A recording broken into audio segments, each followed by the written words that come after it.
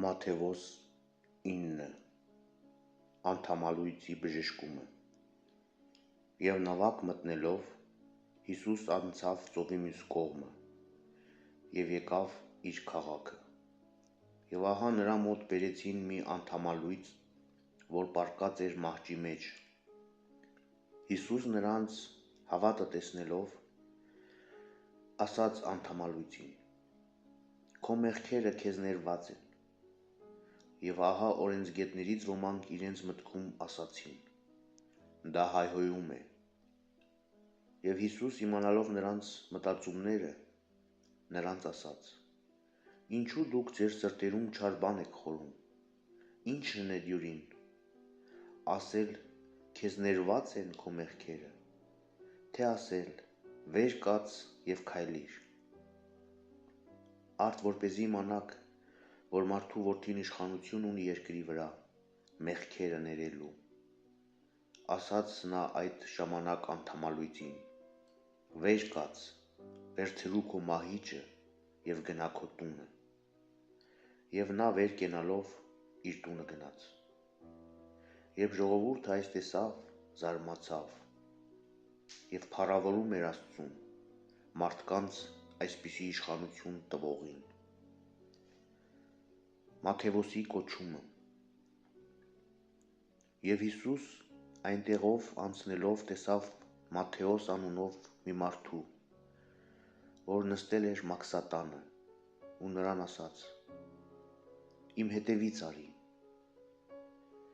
Եվ նա վեր կենալով գնաց նրա հետևից։ Եվ երբ Հիսուս նրա տանը սեղան էր նստել, ահա բազմաթիվ մաքսավորներ ու մեղավորներ եկան բազմեցին Հիսուսի և նրա աշակերտների հետ։ Երբ փարիսեցիները այդ տեսան, ասացին նրա աշակերտներին. «Ինչու է ձեր վարդապետը մաքսավորների ու մեղավորների հետ ուտում»։ Իսկ Հիսուս, երբ լսեց, նրանց ասաց. «Առողջներին բժիշկ պետք չէ, այլ հիվանդներին։ Գնացեք, սովորեցեք, թե ինչ է նշանակում ողորմություն եմ կամենում և ոչ զոհ, քանզի ես արդարներին կանչելու չեմ եկել, այլ մեղավորներին»։ Վեճ ծոմապահության մասին։ Այն ժամանակ Հովհաննեսի աշակերտները մոտեցան նրան և ասացին. «Ինչու մենք և փարիսեցիները հաճախ ծոմ ենք պահում, իսկ քո աշակերտները չեն պահում»։ Հիսուս նրանց ասաց. «Մի՞թե կարելի բան է, որ հարսնաքավորները սուգ պահեն։ Քանի փեսան նրանց հետ է, բայց կգան օրեր, երբ փեսան նրանցից կվերցվի, և ապա ծոմ կպահեն։ Ոչ ոք չօգտագործված կտավի կտորը հնացած ձորձի վրա չի կարկատի, քանի որ այն իր լրիվ չափով կպատրի կհանի զգեստից, և պատրվածքը ավելի վատ կլինի։ Ոչ էլ նոր գինին հին տիկերի մեջ են դնում, ապա թե ոչ տիկերը կպատրվեն, և գինին դուրս կթափվի, և տիկերը կփչանան։ Այլ նոր գինին նոր տիկերի մեջ են լցնում, և երկուսն էլ պահվում են»։ Հայրոսի աղջկահարությունը։ Մինչ Հիսուս նրանց այս բաներն էր ասում, ահա մի իշխանավոր մոտենալով երկրպագեց նրան ու ասաց. «Իմ դուստրը հենց նոր մեռավ, սակայն գայիր և քո ձեռքը նրա վրա դնեիր, և նա կկենդանանար»։ Հիսուս վեր կացավ և իր աշակերտների հետ միասին գնաց նրա հետևից։ Եվ ահա 12 տարուց ի վեր արյունահոսություն ունեցող մի կին, հետևից մոտենալով Հիսուսին, դիպավ նրա զգեստի քղանցքին, քանի որ մտքում ասում էր. «Եթե միայն դիպչեմ նրա զգեստին, կփրկվեմ»։ Իսկ Հիսուս, երբ դարձավ և նրան տեսավ, ասաց.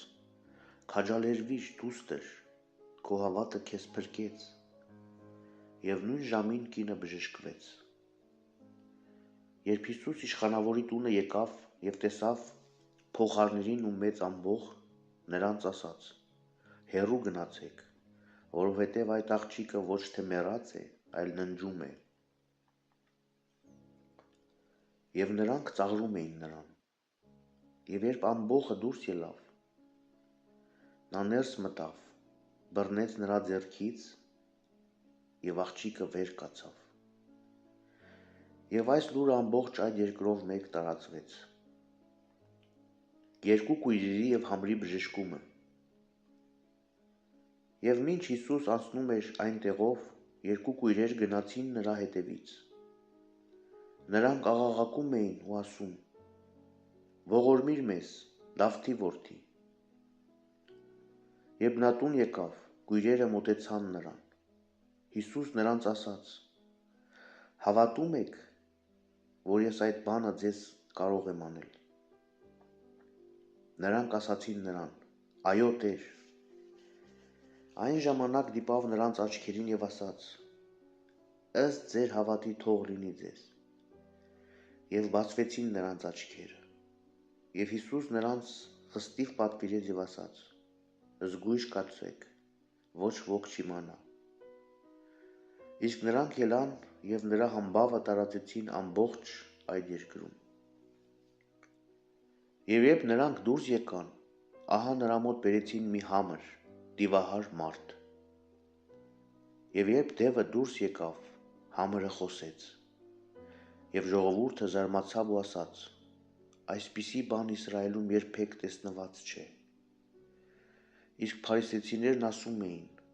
«Դա դևերի իշխանի միջոցով է հանում դևերին»։